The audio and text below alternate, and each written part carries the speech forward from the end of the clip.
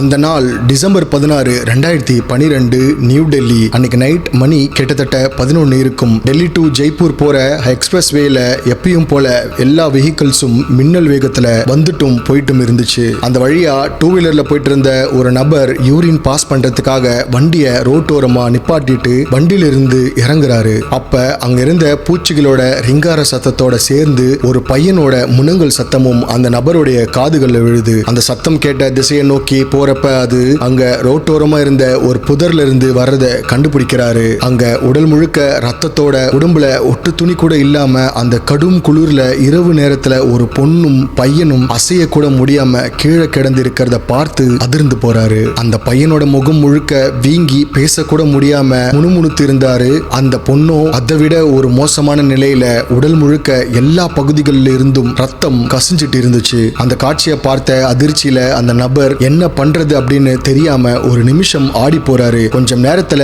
அங்க கூட்டமும் கூட ஆரம்பிக்குது. அப்ப அந்த வழியா வந்த போலீஸோட பேட்ரோலிங் வேனை நிறுத்தி பதட்டத்தோட அந்த நபர் அவர் பார்த்த விஷயத்தை பத்தி போலீஸ் கிட்ட சொல்றாரு. அவர் சொல்றதை கேட்டு ஸ்பாட்டுக்கு போய் பார்த்த பேட்ரோலர் கீழே மயக்க நிலையில இருந்த 2 பேரையும் தூக்கி PCR வேன்ல போட்டுட்டு உடனடியா பக்கத்துல இருந்த சாஃப்டார்ஜிங் ஹாஸ்பிட்டல்ல போய் அட்மிட் பண்றாரு. அந்த நேரத்துல இது ஒரு ஆக்சிடென்ட் கேஸா இல்ல ரேப் கேஸா அப்படின்னு குழம்பி போயிருந்த போலீஸுக்கு விக்டிம்ஸ் 2 பேருக்கும் உண்மையிலேயே என்ன ஆச்சு அப்படிங்கறத அவங்கள டெஸ்ட் பண்ண டாக்டர்ஸ் இப்ப உறுதிப்படுத்துறாங்க. அப்படி டாக்டர் சொன்ன அந்த விஷயம் மனுஷ வருகத்துக்கே அப்பாற்பட்டதா அவ்வளவு கொடூரமா இருந்துச்சு. அந்த பொண்ணோட பிறப்புறுப்பு முழுக்க சிதைஞ்சு போயிருந்திருக்கு. சோ விக்டிம் பல தடவை ரொம்பவும் கொடூரமான முறையில கேங் ரேப் செய்யப்பட்டு இருக்கணும் அப்படின்னு டாக்டர் கன்ஃபார்ம் பண்றாங்க. அந்த பொண்ணோட முகத்துல உடம்புல அப்படின்னு அங்கங்க மேல இருக்க தோலே பிஞ்சு போற அளவுக்கு பைட் மார்க்ஸ் இருந்திருக்கு. அண்ட் அவங்களோட கழுத்து, அடிவயிறு, கை, கால் அப்படின்னு எல்லா இடத்துலயும் பலமான காயமும் இருந்திருக்கு. இதுவே ஒரு பெரிய கொடுமை அப்படின்னா இதை விட உச்சக்கட்டமா இன்னொரு கொடூரமும் அந்த பொண்ணுக்கு நடந்திருக்கு. அந்த பொண்ணோட பாடியில இருந்த இன்டெஸ்டைன் பிறப்புறுப்பு வழியா பிடுங்கி இழுக்கப்பட்டிருக்கு. வெறும் 5% ஆஃப் இன்டெஸ்டைன் மட்டும் தான் அந்த பொண்ணோட உடல்ல மிஞ்சி இருந்திருக்கு.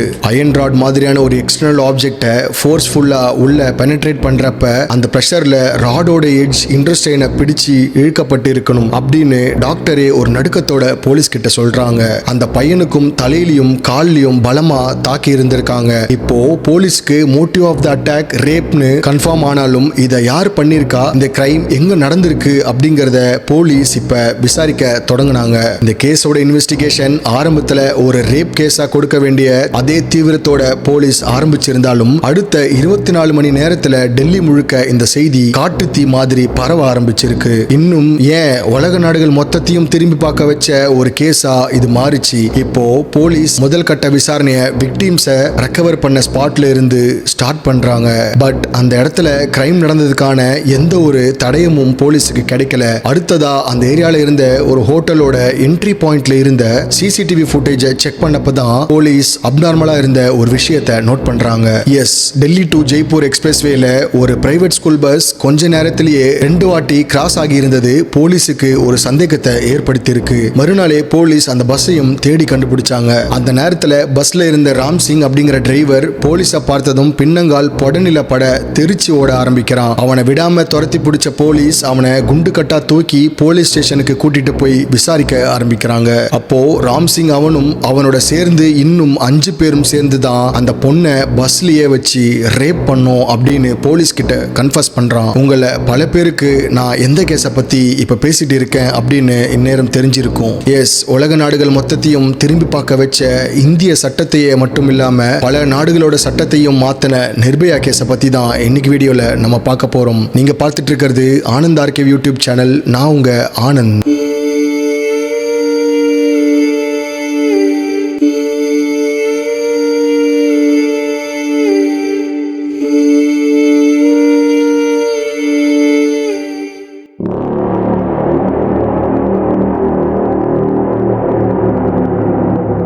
ஜோதி சிங் உத்தரகண்ட்ல இருக்க ஒரு மெடிக்கல் காலேஜில் பிசியோதெரபிஸ்ட் ஃபைனல் இயர் படிச்சுட்டு இருந்திருக்காங்க. டிசம்பர் 16 2012 அன்னைக்கு ஜோதி அவங்களோட ஃப்ரெண்ட் அவீந்திர பிரதாப் பாண்டே கூட ஈவினிங் மூவி போயிட்டு 8:30 மணிக்கு ஜவஹர்லால் நேரு யூனிவர்சிட்டிக்கு பக்கத்தில் இருக்க முனிர்கா பஸ் ஸ்டாப்ல பஸ்ஸுக்காக வெயிட் பண்ணிட்டு இருந்திருக்காங்க. விக்டிமோட ஃபேமிலி இந்த கேஸ் நடந்து 3 வருஷத்துக்கு அப்புறம் தான் அந்த பொண்ணோட உண்மையான நேம் ஜோதி அப்படிங்கறத ரிவீல் பண்ணாங்க. அதுவரை ஜோதி நிர்பயா அப்படிங்கிற பேர்ல தான் அழைக்கப்பட்டாங்க.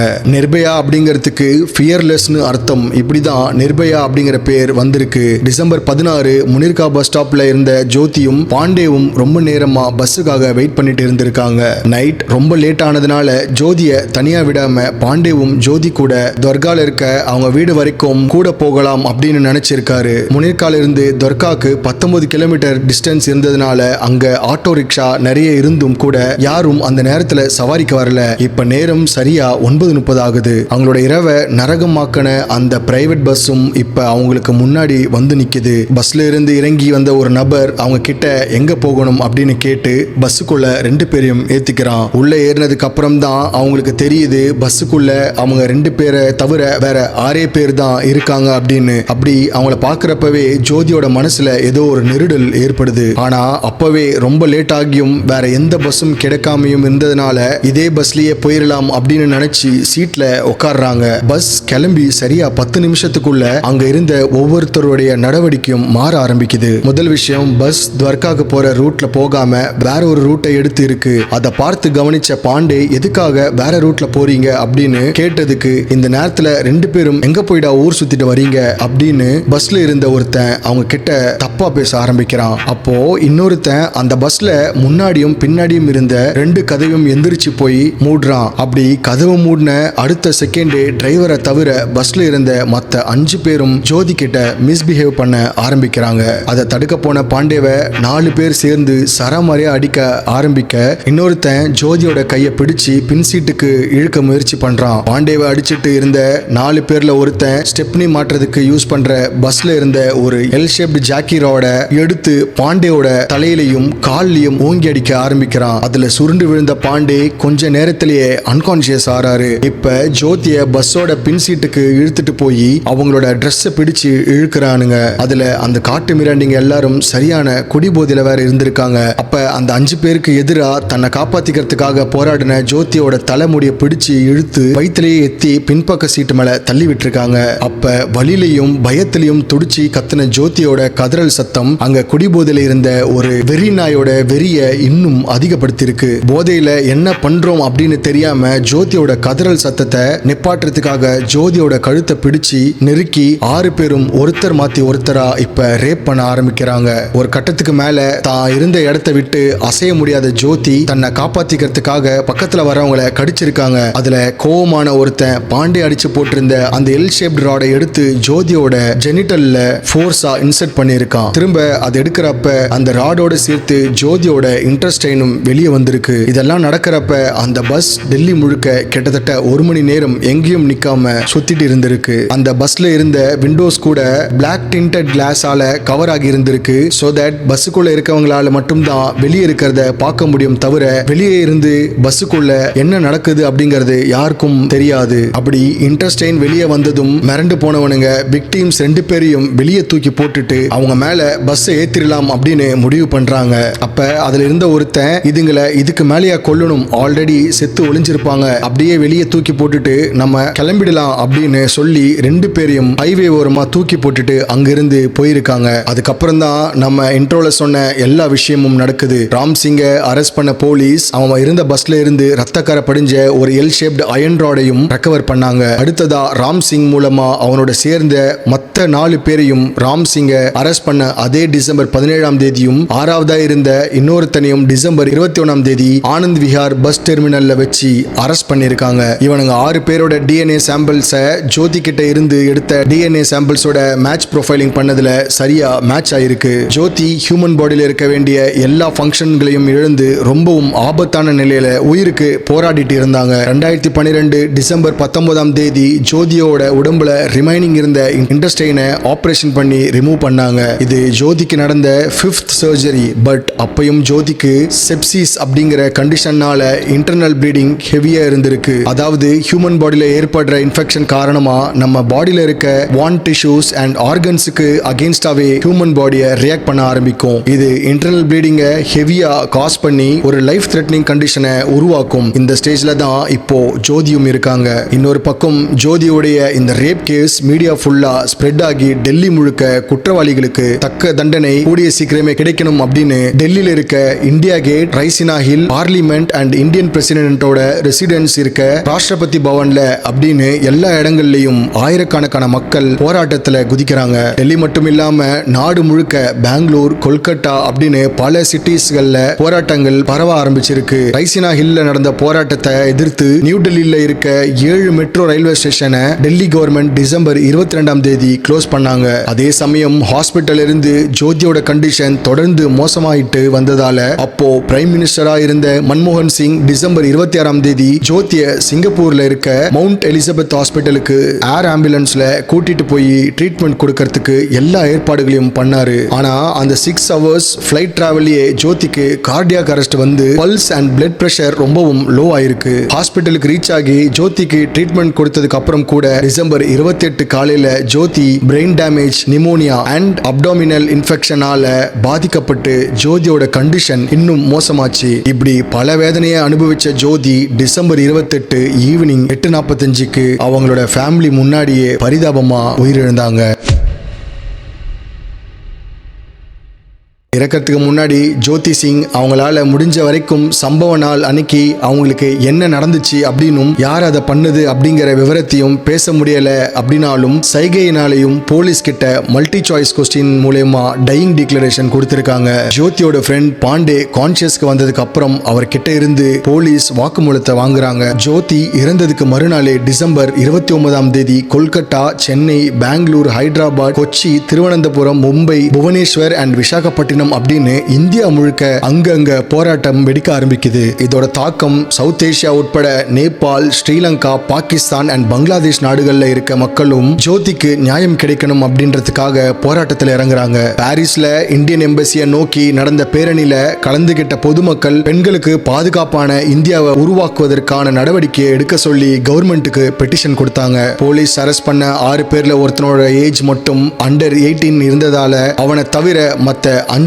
பேர் மேலேயும் 2023 ஜனவரி 2 அன்னைக்கு murder, gang rape, attempt to murder, kidnapping, unnatural offences and dacoity அதாவது மோசடி வழக்கு அப்படின்னு மொத்தம் 6 கேஸுக்கு போலீஸ் சார்ஜ் ஷீட் ஃபைல் பண்றாங்க. பொதுவா ஒரு கேஸோட சார்ஜ் ஷீட்டை கிரைம் நடந்து 90 நாட்களுக்குள்ள ஃபைல் பண்ணுவாங்க. பட் இந்த கேஸ்ல 17 நாள்ல போலீஸ் சார்ஜ் ஷீட் போட்டாங்க. சார்ஜ் ஷீட் அப்படின்றது கேஸோட இன்வெஸ்டிகேஷன் முடிஞ்சதுக்கு அப்புறம் போலீஸ் அதோட ஃபைல்ஸ் எல்லாத்தையும் ரெடி பண்ணி கோர்ட்ல சப்மிட் பண்ற ஒரு ஃபார்மல் டாக்குமெண்ட். குற்றவாளிகளான முகேஷ் சிங், ராம் சிங், வினய் சர்மா, பவன் குப்தா அண்ட் அக்ஷய் தாக்கூர் இவங்க 5 பேரையும் அரெஸ்ட் பண்ணி திஹார் ஜெயில போட்டாங்க. இதுல முகேஷ் அண்ட் ராம் சிங் 2 பேருமே அண்ணன் தம்பிங்க. பவன் குப்தா அண்ட் ஆகாஷ் தாக்கூர் இவங்க 2 பேரும் முகேஷுக்கு ஹெல்பர்ஸா வேலை பார்த்துட்டு இருந்தவங்க. இதுல அக்ஷய் தாக்கூருக்கு மேரேஜ் ஆகி ஒரு கை குழந்தையும் இருந்திருக்கு. இவங்களோட ஃப்ரெண்டா இருந்த வினய் சர்மாவும் சம்பவ நாள் அன்னைக்கு இவங்க கூட சேர்ந்து குடிச்சிட்டு எல்லாரும் ஒரே பஸ்ல இருந்திருக்காங்க. ரேப் பண்ணி முடிஞ்சதுக்கு அப்புறம் விக்டிம்ஸ் 2 பேரையும் வெளியே தூக்கி போட்டவங்க பஸ்ஸை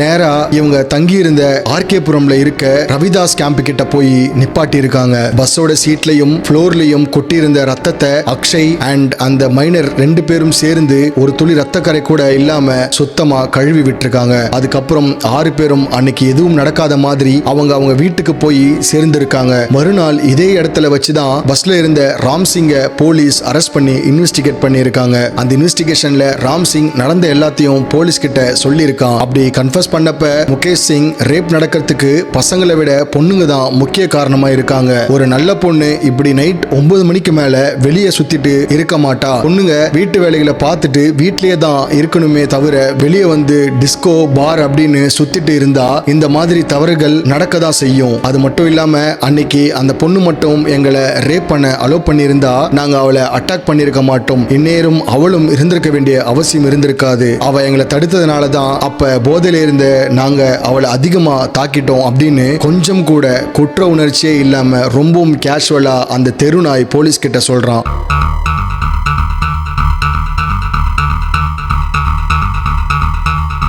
ஜனவரி 17 ஃபாஸ்ட் ட்ராக் கோர்ட்ல குற்றவாளிகளுக்கு எதிரான விசாரணை ஆரம்பமாச்சு. இந்த மாதிரி செக்ஷுவல் கேஸ் ரொம்பவும் சென்சிட்டிவான கேஸை உடனடியாக முடிக்கிறதுக்காக ஃபாஸ்ட் ட்ராக் கோர்ட்ல விசாரணை நடத்தி ஜட்ஜஸ் தீர்ப்பு கொடுப்பாங்க. நிர்பயா கேஸ்ல இன்வெஸ்டிகேஷன் நடந்துட்டு இருந்தப்பவே மார்ச் 11 குற்றவாளிகள்ல ஒருத்தனான ராம் சிங் திஹார் ஜெயில அவனோட செல்லுலேயே சூசைட் பண்ணி இறந்திருக்கான். அடுத்து இவனை தவிர மத்த மேஜர் கிரிமினல்ஸ் 4 பேரையும் investigation team 2013 September 10 Delhi fast track கோர்ட்ல ஒப்படைச்சு குற்றவாளிகள் 4 பேருக்கும் தூக்கு தண்டனை வாங்கி கொடுத்தாங்க. பட் இதுக்கப்புறம் குற்றவாளிகளோட தரப்புல இருந்து ஃபாஸ்ட் ட்ராக் கோர்ட்டோட தீர்ப்புக்கு எதிராக ஹை கோர்ட்ல அப்பீல் பண்ணாங்க. பட் இந்த அப்பீலை கேன்சல் பண்ணி மார்ச் 13 ஃபாஸ்ட் ட்ராக் கோர்ட் கொடுத்த அதே தீர்ப்பையே ஹை கோர்ட்டும் கொடுத்துச்சு. இதையும் எதிர்த்து சுப்ரீம் கோர்ட்ல மறுபடியும் மேல்முறையீடு பண்ணி அங்க ஸ்டே வாங்கினாங்க. சுப்ரீம் கோர்ட்ல குற்றவாளிகளோட தரப்புல இருந்து பல விவாதங்கள் முன்வைக்கப்பட்டுச்சு. முதல் வாதமா DNA ப்ரொஃபைலிங்க கொண்டு வந்தாங்க. டிரான்ஸ்ஃபியூஷன் அப்போ விக்டிமோட உடம்புல இருந்து அதிக அளவு பிளட் லாஸ் ஆகுனதுனால DNA ப்ரொஃபைலிங் வேரி ஆகிறதுக்கு அதிக அளவு சான்சஸ் இருக்கு அப்படின்னும், சோ பிளட் ரிப்போர்ட்டை ஜட்ஜஸ் ஆதாரமா எடுத்துக்க கூடாது அப்படின்னும் டிஃபென்ஸ் தரப்பு சொன்னாங்க. அடுத்ததா அந்த அயன் ராட்ல இருந்த பிளட் ஸ்டெயினை பத்தி ஜோதியோ பாண்டேவோ எந்த ஒரு வாக்குமூலமும் கொடுக்கல. அது மட்டும் இல்லாம சப்போஸ் அயன் ராட் விக்டிமோட வஜினால பெனட்ரேட் பண்ணப்பட்டிருந்தா ஜோதியோட யூட்ரஸ் அஃபெக்ட் ஆகி இருந்திருக்கும். பட் விக்டிமுக்கு அப்படி எந்த ஒரு பாதிப்பும் ஏற்படல அப்படின்றது அட்டாப்சி ரிப்போர்ட்ல தெரிய வந்திருக்கு. சோ அந்த பிளட் ஸ்டெயின்ட் அயன் ராடையும் ஜட்ஜஸ் விசாரணையில எடுத்துக்க வேணாம் அப்படின்னு வேண்டுகோள் வச்சாங்க. அடுத்ததா ஜோதியோட டையிங் டிக்ளரேஷன். ஜோதி மரண வாக்குமூலம் கொடுத்தப்ப அவங்களோட ஹெல்த் கண்டிஷன் ரொம்பவும் மோசமா இருந்திருக்கு. சோ அவங்க கொடுத்த வாக்குமூலமும் இங்க கிளியரா இல்ல.